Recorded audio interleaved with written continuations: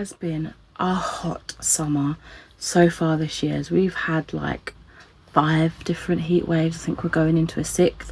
And I don't know about you, but when I feel hot and sluggish and uncomfortable and sick, it can get a little bit slumpy with the reading. So I have 7 books that could potentially help you out of a reading slump, or to help starve one off if you feel it coming along. So the first one is a book I recently reviewed. I shared a short for it over on this channel, and it's The Alchemist by Paul Coelho. This is a beautiful sort of parable sort of story where our main character is going out on a mission to achieve his destiny and find a treasure. It's very motivational, it's sweet, it's gentle, and it just made me feel really good after reading it. Helps that it's a shorter book as well. If you're wanting something light and breezy and potentially cheesy, this vampire romance might be one that can tickle your fancy. This is My Roommate is a Vampire by Jenna Levine, and it is so fun. It's got some good humour, some good like back and forth between our main characters, following a lady who moves into a vampire's house to be like his neighbour, and she's finding over time that he seems stranger and stranger and that he's hiding stuff.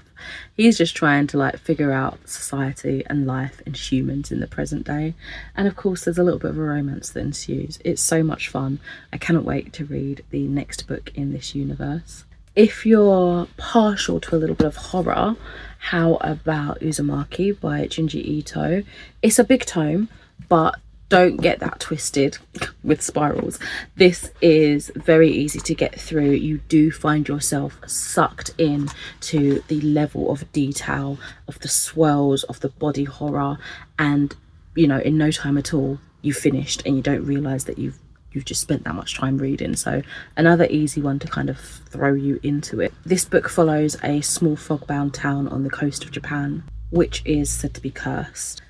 The inhabitants of this town believe that they're not haunted by a person as such, but more so a pattern, which is this strange continuous weave of spirals going on and on and on. And the Uzumaki, this spiral pattern, is described to be the secret shape of the world. It's strange, it's weird, it completes it all in this bind up here, and you will find yourself riveted to the page. If you want a more light-hearted, kind of spooky vibed book, The Sad Ghost Club is something that you can easily whiz through, by Lizzie Meddins. It's part of a series of comic books. I actually have part of the artwork as my phone case.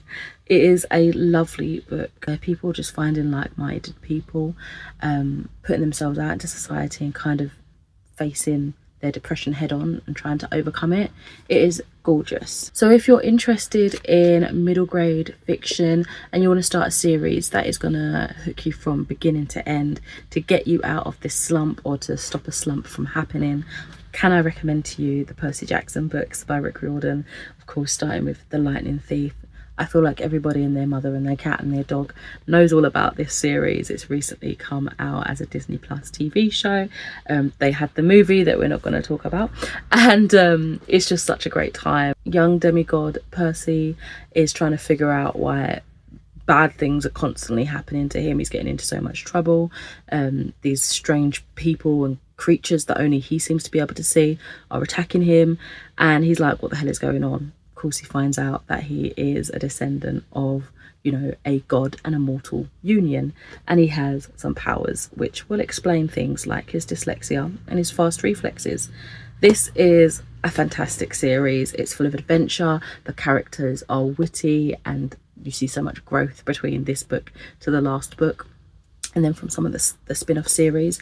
And honestly, I feel like if you just want to sink your teeth into something and whiz through them, this is going to be it for you. A fun one to add to this list is I Hate Fairyland by Scotty Young. This is violent, it's crazy, it's a bit snarky. We're following this, I think she's a 40-year-old woman trapped in like a 7-year-old's body. She gets stuck in this parallel magical world and she can't escape, so she takes great joy in massacring everybody in Fairyland. From what I remember, I had some fun reading this, and it just brings some laughs.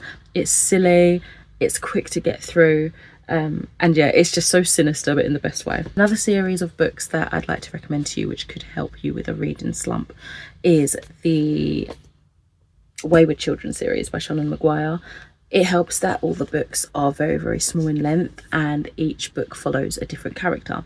So the premise of this is that what happened when these characters that fell into portals and other worlds, such as Alice in Wonderland, came back and had to cope with everything that they dealt with. It's such a fantastic series so far. I think it's still ongoing. I've read about 4 or 5 of the books so far, the first one being Every Heart a Doorway. I would say definitely read them in publication order. Even though they're not super connected, there are things that sort of are nodded at in the prior books, so I feel like reading it in the order that they came out is probably a better way of doing so.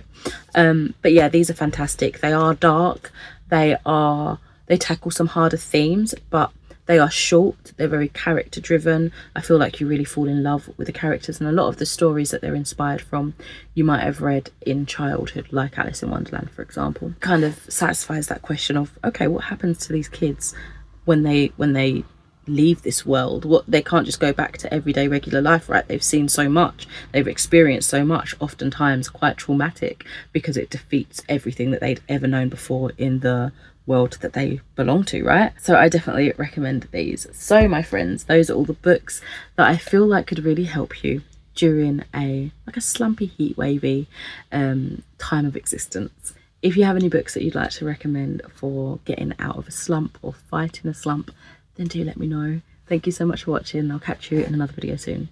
Bye.